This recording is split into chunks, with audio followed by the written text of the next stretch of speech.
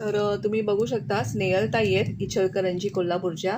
त्यांनी आपल्याकडे 7 इंचाचे 2 वस्त्र ऑर्डर केले आहेत, साड्या ऑर्डर केल्या आहेत गौरीसाठी.